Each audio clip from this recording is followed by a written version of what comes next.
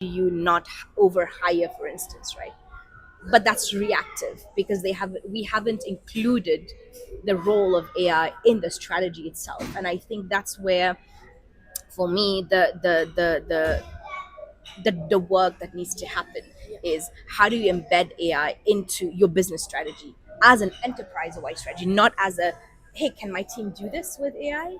Exactly. Right now, they are still stuck in that particular workflow. Oh, hey, maybe you can use AI to craft some content for our marketing, Exactly. whatever. But it's not exactly a full force, the entire enterprise embracing it. Exactly. So that's how the teams who are working in silos, for example HR maybe, Yeah. they still don't trust the AI to screen the resume for them. So maybe some mistakes, they missed out a good applicants, or maybe the AI pointed out a very bad applicant, who knows, right? Yeah. So it's very silos, that it's not in a full force, that they don't trust that yet. Mhm. But I think it's gonna change. And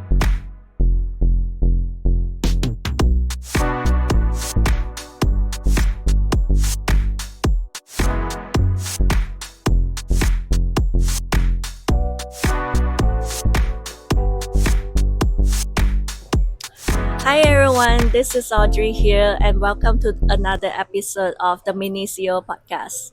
Today we have Lohinee here, and she is from Mauritius. And for those who don't know, who are you? Can you please introduce yourself? Absolutely. Hi, Audrey. It's great to be here with you today. So, as you mentioned, my name is Lohinee. I am currently living in Kuala Lumpur. I've been here since September of last year, but I've kind of been all around the globe a little bit. I've lived in East Africa for a few years, and then post COVID moved back home, which is Mauritius. Most of my career I've spent in education technology, and now more recently consulting. So I've always had a passion for allowing more quality experiences at a global scale. So throughout the different roles that I've tried, throughout the different industries that I've tried, I think that's been very aligned. Something else about me is that I've dabbled my feet in entrepreneurship a little bit. Back in 2020, I joined one of my friends. She was my co-founder back then. Now we've become really good friends, for an edtech startup based in Mauritius, but with the ambition of going global. So we started back in 2020, but we've kind of paused on it for a while. Life happened. So we're now just exploring ideas and potential. So it's lovely to be here. Thank you for inviting me. No problem. So I'm really interested in your East Africa venture. Like, how did you go from Mauritius to East Africa? Tell Mm, us more about that. yeah, yeah, I'd love to because it's a very interesting story. So I started my career with a founding team in Mauritius when we wanted to start a university. So that was back in 2025. The team had been working it for a couple of years before I joined. So we successfully launched the Mauritius campus. Obviously, the accreditation was from a foreign university based outside of Mauritius. And then after that, we really saw an opportunity to think about how do you bring the quality education across the world.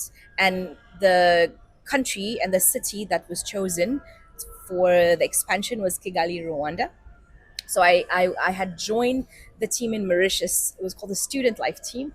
And I had joined that team in 2025. And then when it was time to expand to another geographic location, I led the team, the Student Life Team in Kigali, Rwanda. And that's where it all started. And that's where I got to meet a lot more people, very diverse from the education background, geographic location, the interests and passion, and that sort of happened. And then moved back to Mauritius briefly because I wanted to understand more broadly what it takes to run a school that's trying to reach a global scale. So then I moved back to Mauritius to work in the what you typically call a headquarters, to understand now the back end of that. So working with the strategic operations team. So we did everything from performance management to setting up a call center, everything, right? And then I started to think about what else exists in the East Africa ecosystem. So then I joined a different company. I left that organization. I joined a different company. It was an ed tech boot camp, a very different model, completely bootstrapped, and a very interesting story as well. So started as a startup and then started to grow organically, having um, the the reach mostly in Nairobi, and then growing more. So Nairobi is a city in Kenya. So then growing, and that's when I got to know more about the ed tech ecosystem on that side. And throughout that work, I was also working with the expansion team, so expanding, looking to expand into South Africa and West Africa as well. So as part of the team, I led the team that launched the Ghana and Nigeria market. So we expanded to Accra. And it was an interesting time because I got to understand more about what it takes to get something off the ground, what it takes to now build it to a different scale, and what kind of mindset, systems, people do you need. And even I saw the evolution of the founder back then, which was impressive to me. So that's how it started. And then COVID happened, and then moved back to Mauritius. I was still working remotely, but it was quite difficult to still work remotely while most of the team was in person. That is a lot to unpack. Let me try to break it down, but I think just so the audience can understand a bit more on the timeline, because I think I'm a bit lost there as well. So before COVID, so when did you meet your co-founder, and how did you meet her, and when Yeah. was that year was? So I actually met her post COVID. I think we met around 2021. So it was right after the first lockdown that happened in Mauritius. Mauritius had two major lockdowns. The first one was in 2020. Actually, we met end of 2020, going into 2021. She stalked me on LinkedIn, actually.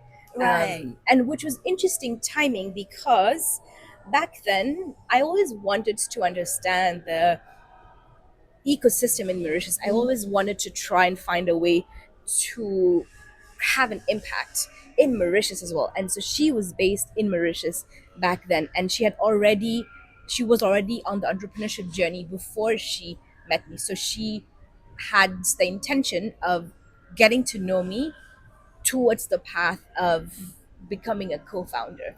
And that was when you tried to dabble yourself into the Mauritius startup ecosystem. Correct. And when was that? Was it during COVID or before COVID?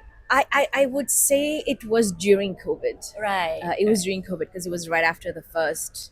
And you just message her on LinkedIn. She messaged me Oh, actually. wow. So the typical, I think LinkedIn is a really powerful tool. That's even how I met you. Yes. Right. And so she messaged me, and we met up for a coffee one day. Just And like us. Just like us, exactly. We met up for coffee, and then she started speaking about the company, and it's called Catapult. And I was like, wow, that's a really cool name. Even the logo, it's a catapult. And I got really interested into that idea. I wanted to understand what she was doing a little bit more. And I think, great timings, something happens with great timings and when ideas collide as well. So I think we hit it off.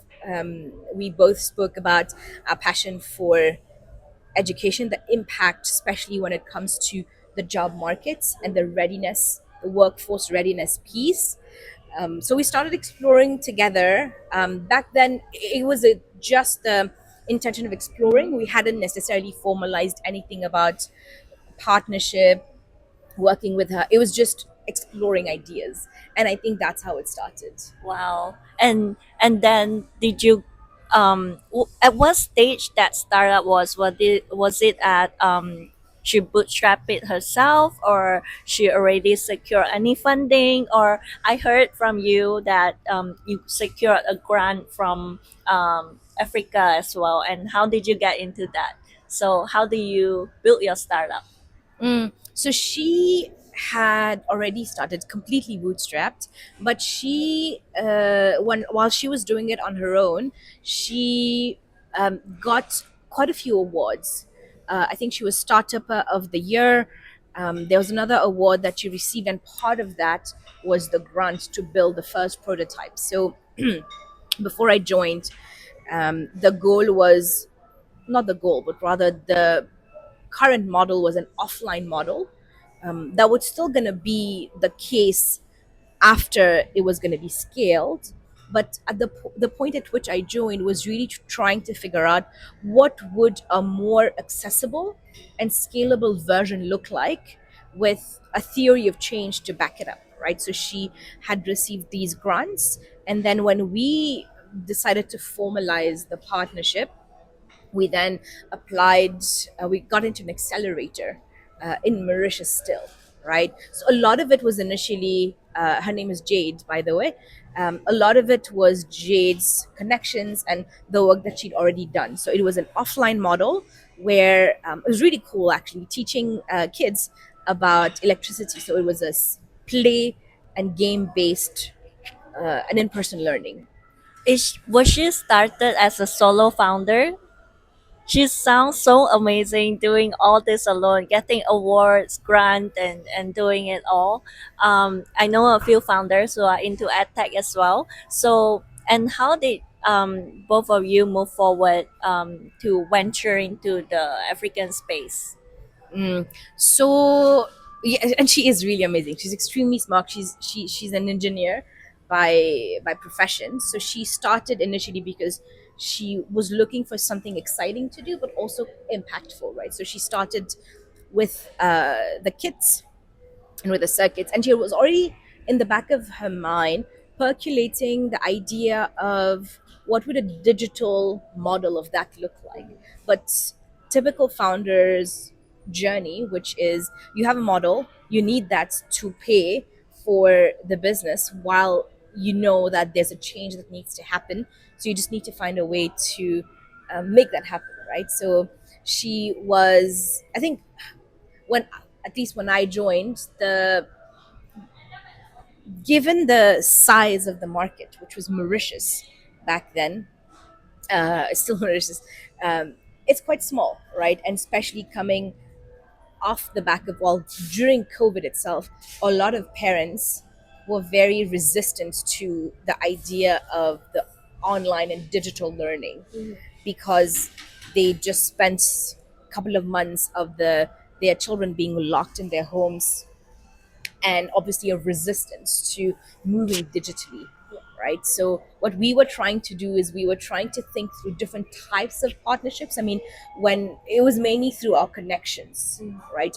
And my sort of network working across these geographical locations, trying to understand what would a partnership model to scale in that space look like. So we spoke to people from, I think, all over the region, a franchise model, a revenue share, and I think the goal was to figure out a way for that in person, and that physical model to still scale and still have an impact, because we had started to receive quite a few um, queries about even being part of competitions globally, right? But I think it was quite, I'll be honest, it was quite overwhelming back then, because here you are trying to think about a different type of model that can scale while you still have to maintain Exactly. the current model, right? It was very overwhelming back then. And I How remember big going, was your team? so the main team was just the two of us. We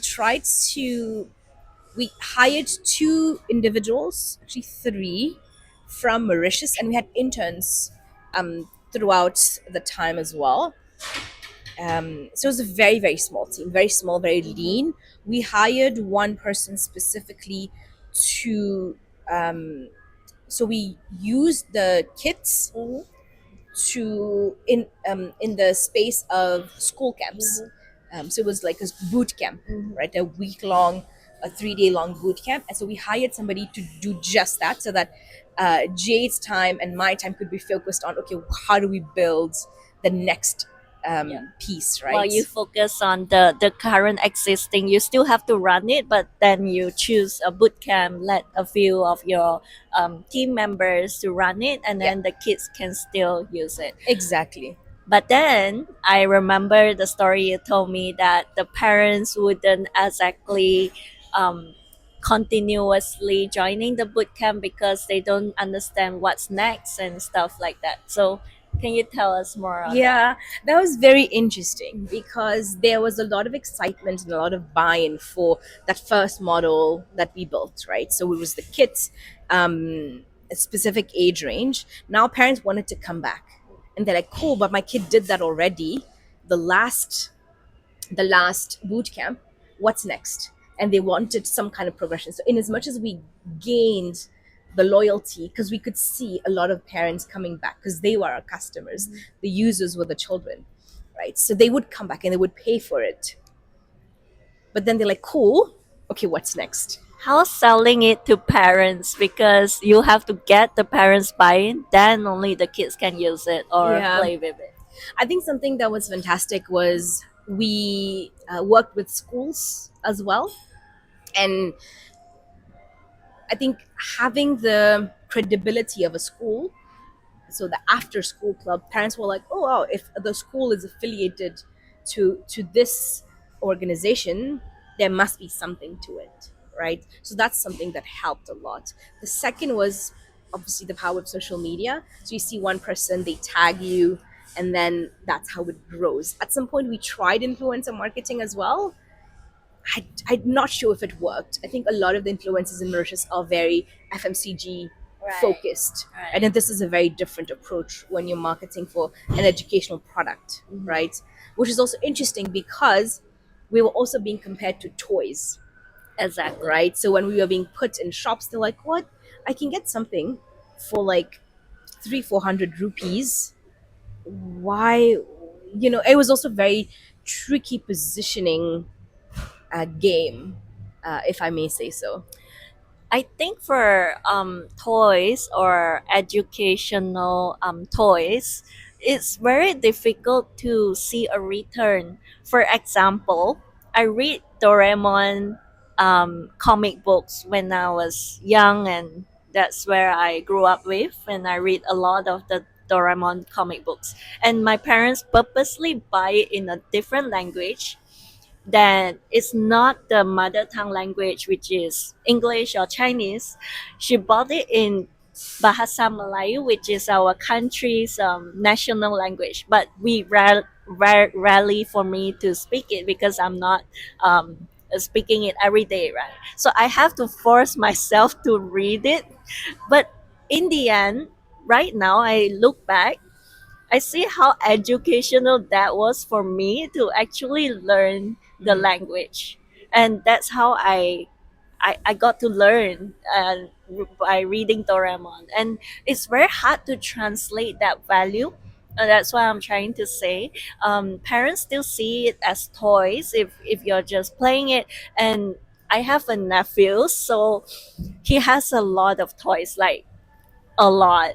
And sometimes those, like for example Disney movies like Cars, that he loved, and we keep buying that, and he learned a lot from that as well. So mm basically it for parents it's hard to see the value, but it's a long-term gain for the kids, I would say, right? Yeah, that's exactly it, right? It's a long term game because, in as much as it was a physical kit that had a component that's tied to the curriculum, really at the end of the day, it was teaching about a couple of things: problem solving, logical reasoning, creativity, and also just the idea of just tinker with something, even if you fail.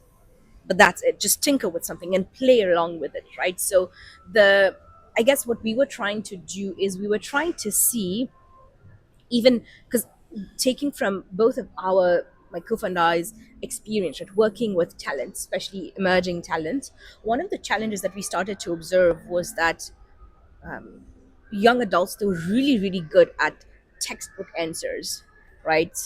Obviously, in the job market, it's very different when it's not a textbook answer, right? And what we've noticed is that a lot of the challenges were, it's not about how well did you memorize, I don't know, sin, cos, tan, how to solve a differential equation, how to do integration, right? It was about how do you use that concept to solve real world problems, right? How do you think outside of the box? How are you being creative? And being creative doesn't just mean being in an artistic field, right? So that was a lot of the challenge, right? Because you can be great at something, and you can be bookish smart, and it's a very good skill to have. But when you get into the job market, it's very different, right? And what we tried to do was, so the space for young adult training accelerators, boot camps was pretty crowded. I think it still is back then. And then when you go level back, university, still crowded. You cannot compete with degrees, right? So where I come from, across the continent, and in Mauritius, a degree is worth more than anything else. I think slowly it's starting to change, but you cannot compete with another university. And I've built a university, I've been part of that team. I understand the challenge, right? Because the goal of that university was exactly to build 21st century skills for the jobs of the future. So when we started to go a few years back, we then looked at, all right, but if we are able at a very young age, because kids are generally very inquisitive, very curious, and they are just go-getters, right? So if back then at that young age, so we were in the 8 to 10, 8 to 13, 15 age range. So if we thought, so we thought that, and that was one of our assumptions, right? If you invest the time in nurturing that skill set, so where they can still learn about a concept like electricity, conductors, etc., you can also teach them through that concept how do you solve real world problems, right? So that was the theory of change. So the vision was, and still is, quite grand. So you start from that age, but you build those skills, and it's complementary to your academic journey, right? And that's how you grow. So that's what the goal of the startup essentially was, and we were very open to it taking different shapes or forms throughout the years, but we had to prove that it wasn't just a toy. And I think back then we started thinking about how do you complement that physical kits with an online format. So trying to think about a community-based learning, game-based learning. Your peers challenge each other. We actually built an MVP of like a game where it's an alien telling a story. You can have them collect uh, gems, etc. So we did quite a few things in that short span. That is so cool. I want to throw a curveball questions here with the emerging of AI, and I think kids, the new generation, I think they are going to grow up with AI, and they can just search online, everything comes out.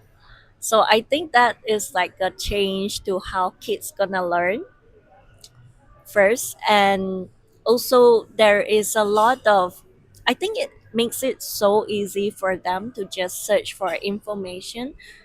Last time for us we just Google. I think that is already amazing for us to search for information, but now the AI can do the problem solving, the critical thinking for them. I think it's difficult to get the kids to learn because they don't need to think that much. So, what is your take on that? Mm. It's a tough one. Take your time. It is a tough one, but so similar to what you were doing with Twin AI, I actually think that in the next 5 years, every kid will have a twin. I genuinely start to believe that, right? Wow. Thank I you so much. I think so. I think so because the example you gave, we grew up with Google. There were these like study notes and whatnot. Everything was on there, right? I think one of the things that will have to be included and embedded into the curriculum is how do you leverage the technology, right? I don't think that the goal of AI or technology is to ever replace problem solving or to replace the traditional um, schooling and academic journey. I think it's complementary. So the evolution of how concepts are taught will have to shift, right? So I always think about, obviously when we were growing, I think it's still the case, is like, what is osmosis? That's the test question, right? There's very much of what is this, what is that, right? I actually think that as we embrace technology, as we embrace AI, a lot of the that space will have to move towards case studies, Right. right? But I say that, I also realize that, yes, in as much as you can train whatever AI model to think for you, but you actually need to know how to work with it, right? Exactly. So you need to know what prompts to ask. You need to understand what kind of variables do you enter for it to give you the right kind of answers, right? Would you say that the kids next time in the future they'll turn out all to be prompt engineers? I I think that's not a too far-fetched of a reality, right? Obviously the way in which we get there and that journey is going to be quite long, I think. um, there are quite progressive schools that are already teaching coding, for instance. Yep. Traditional schools, right? But that's not throughout the globe. It's Yeah. still quite slow. I would genuinely encourage a lot of players in this space, whether traditional schools or other startups, to really think about how do you complement the current education system. Otherwise you'll get into a space where you'll churn out a lot of academics who are not fit for the job market that's looking for something else. So I because I am into the AI space and building an AI startup, just to share what I see, uh, based on what the market is afraid of, is that for generalists, general knowledge is that everyone know AI is coming, and everyone talk about they are being layoffs because the AI is replacing their job and stuff like that. So people understand that it's coming, but what are they doing to prevent that, or maybe upskill them to, so that they will keep their job, or venture into another field of that. So in this AI that is coming so quick, I can see the trend that one day singularity is going to happen, and that is sort of the truth that I think a lot of us haven't embraced yet. What does that mean about singularity? Means is that AI is going to be smarter and better than humans. And because, as you know, in the US there's Stargate AI, which is, they are building data centers. So all of this is going to gradually happen, and one day, how are we going to prepare ourselves for when AI is smarter than humans, something like that. It's called AGI or ASI, which is artificial general intelligence, and that is, AI has the same cognitive ability as a human. And I am on Reddit. There's this subreddit called Singularity, which is everyone is having fear of this AI being smarter than human or stuff like that. So I'm getting goosebumps while I speak, and I think it's a hard truth that I want to share it here as well, because we need to embrace that. One day it will happen. It's just we're not sure when yet. Maybe it takes a long time, maybe it's soon. And I think that also changes how parenting works, and to prepare the kids for that, right? I agree with that, and I think it's a matter of when, but also a matter of how. I think that I've seen a lot of efforts, as you mentioned, go into exploring the end-to-end spectrum of what it could do, right? Definitely, it's inevitable. I mean, we already think about virtual assistants, for instance, right? 5 years ago, that was a very much needed skill. Not skill, but very much needed role. And the reason why I corrected myself is I still believe that folks who are trained to be virtual assistants have skills, but it's just that the role now can be replaceable. When you think about call centers and BPOs, right? Recently, even with management consultants, right? Um, I do think that it's inevitable. I think for me, what's going to be crucial to figure out is how, right? So if we are able to get ahead of that game, right? Because it's AI as, I mean, it's vast, right? The application is as vast as it is, right? So for me, and that's part of what I'm trying to figure out at the moment, right? What what are the jobs in the next 10 years, right? I think we are doing a fantastic job of training individuals. A lot of companies are trying to place people now and for the next 5 years. I don't think we've started yet thinking about what jobs will exist in 10 years, in 6 7 years, right? A lot of organizations have started embracing the role of AI into what they do. I mean, for the company I work with, um, in consulting, we've started to embrace that. Right, we've started to cut down on design time, for instance. Right, we've started to cut down on prep time for delivery, for instance. Right, which is fantastic. But I don't.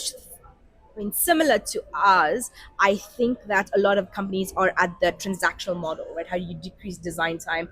How do you not overhire, for instance, right? But that's reactive because we haven't included the role of AI in the strategy itself. And I think that's where, for me, the work that needs to happen is how do you embed AI into your business strategy as an enterprise-wide strategy, not as a, hey, can my team do this with AI, right? Exactly. Right now, they are still stuck in that particular workflow. Oh, hey, maybe you can use AI to craft some content for our marketing, Exactly. whatever. But it's not exactly a full force, the entire enterprise embracing it. Exactly. So that's how the teams who are working in silos, for example HR maybe, Yeah. they still don't trust the AI to screen the resume for them. So maybe some mistakes, they missed out a good applicants, or maybe the AI pointed out a very bad applicant, who knows, right? Yeah. So it's very silos, that it's not in a full force, that they don't trust that Mhm. yet. But I think it's gonna change, and people need to be prepared for that. Yeah, and I think exactly right. And something that you brought out right now is about maybe the whatever system they're using did not pick up on the right kind of candidate.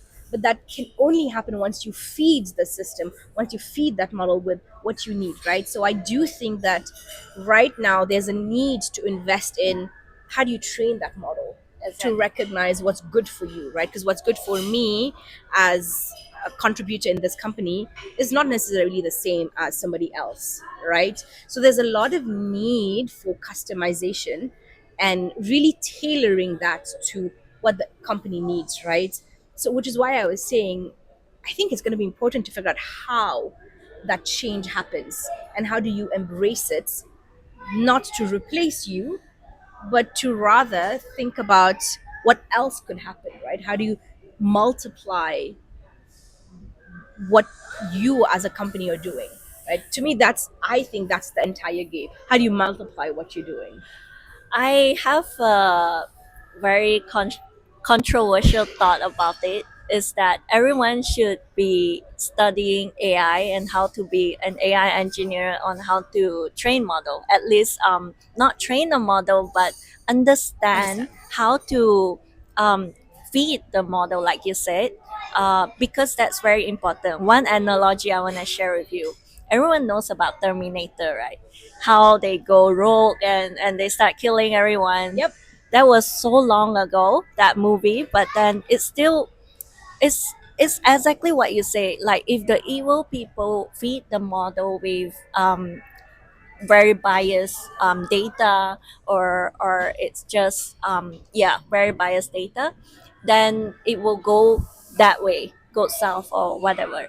But if, for example, Doraemon, so Doraemon is helping everyone trying to solve their problem, creating gadgets so that it saves the world, something like that. So that's more like how who trained Doraemon to be so kind, right? Um, Exactly. that is how AI work. Actually, Exactly. it's how you raise a kid. Yep. That is how AI works. And if you raise the kid in a um, bad way, that it went naughty, it was actually the parents' fault, something like that. So that's where one that I wanted to point out. And another second point to that is that with all the jobs getting replaced by AI, there are more and more people hiring for sales job, and even customer support is gonna be replaced by AI, but sales job, you have a personal touch on that.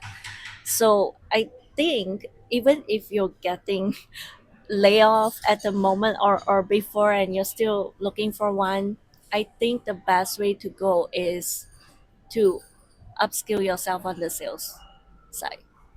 Yeah, and I agree with that. But here's my take on what sales actually is. I think we've always there's a corporate version of what sales is. It's like it's meant to be transactional. But if you think about what sales actually does, it's trying to understand who you are, what you need, and how to add value to your life, right?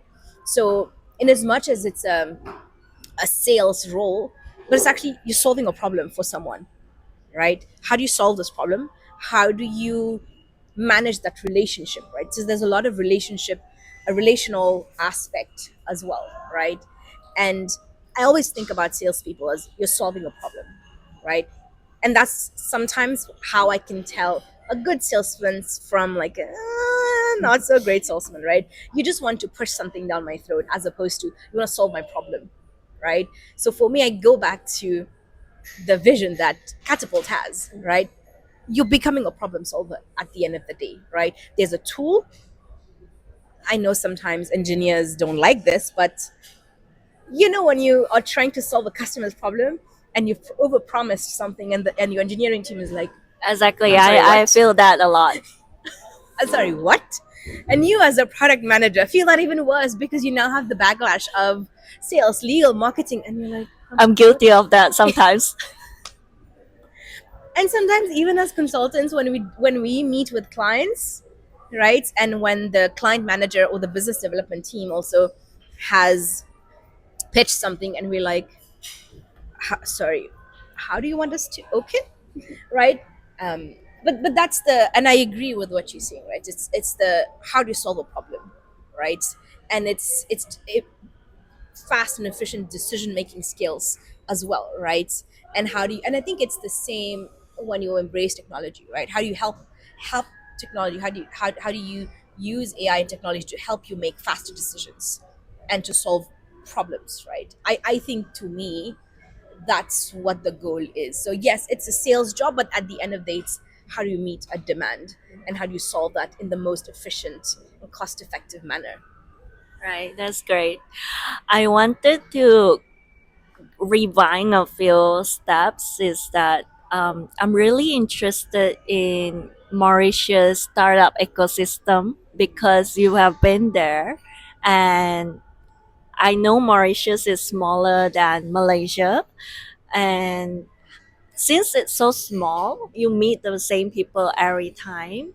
So tell us more, like when you deal with investors or fund angel investors, um, how do you keep up with that? It's like, so my problem is that I have pitched to the same investor maybe a couple of times, and I see them at events a couple of times. The ecosystem in Malaysia is small as well. So, how do you keep following up? And tell me about the process of that. The process is traumatizing. I can tell you. Uh, but traumatizing. It's a funny note, but actually, it's very hard. You get a lot of no's. You People ghost you, right? But it's also very enriching. You learn a lot, right? With Mauritius, back when we were fundraising, everybody knew everybody, right? You're seeing them at events, you're seeing them in different spaces. And actually, when we were into the accelerator, it was a really, really, um, I think, a pivotal moment for Catapult, where we got to meet people. And when you get to meet more and more people, they either are your customers, right? So someone is like, oh, my kid wants to, obviously, why not, this sounds really cool, my kid wants to use your kit, right? So it's a fantastic mix of customers, people who refer you to their network, angel investors as well. So it's a small ecosystem, but kind of everybody is interconnected, right? I think what we had to do was follow up multiple times over and over again. But also, how do you do that in a way where you're not becoming um, over empowering in that space where you meet them at an event, for instance, right? How do you, like, I sent you an email 2 days ago, I see you now, right? So I'm not It's kind usually, of awkward. very awkward. And I'm an introvert, and I'm not good in these spaces, right? And you want to be respectful of that event, and you want to be respectful of your presence in that event as well, right? Um, so I had to learn very tactful ways to nudge people to either say, "Oh, we're going to be at this event soon. Would be great to see you there, or we would love to catch up there." Right? But it's very awkward because you have to follow up multiple times. And I remember we had a huge database where we were tracking our interactions. When did we meet them? What did they say? But I would like to say something that for us was very helpful was when we were part of the accelerator, we did meet uh, somebody who works at a VC firm. And I think that was a blessing because he was very much a believer into the mission and into the vision of Catapult as well. So he was really trying to push us to think more, and he gave us hard feedback when we needed the hard feedback, push back, but also was very much somebody who we knew we can count on for um, unbiased and objective inputs, right? We pitched to him.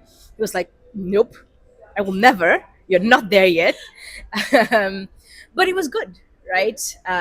And I think something that we learned also was that you have to be in the room so you don't lose on the momentum. So even if being in the room means attending an event, being in the room means doing a demo, being in the room means like following up. So trying to find other ways for people to keep seeing you.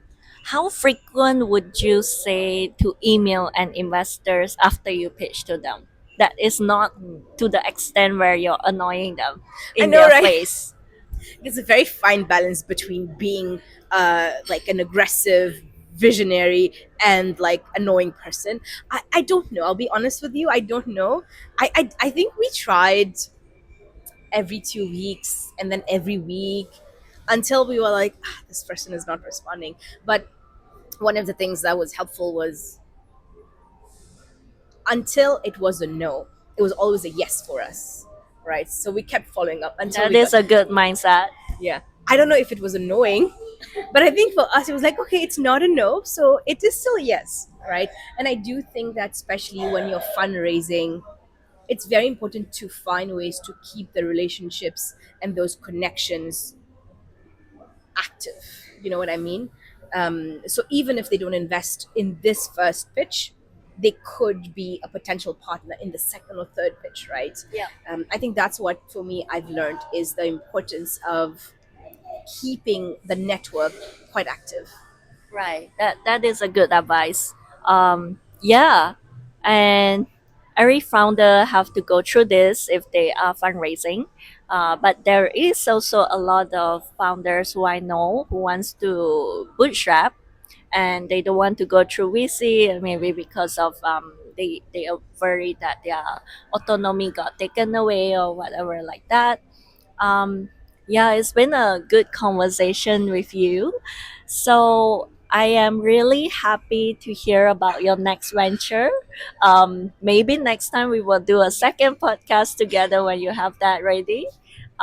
Yeah, thank you so much for coming and joining us. Of course, thank you for inviting me.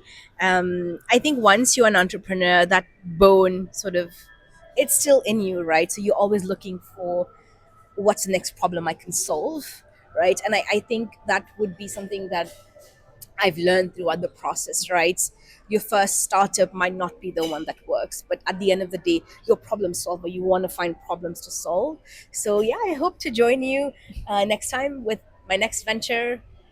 Who knows when, but definitely something around enterprise wide strategy with AI. But it was lovely to chat with you. Thank you, Audrey. Thank you so much.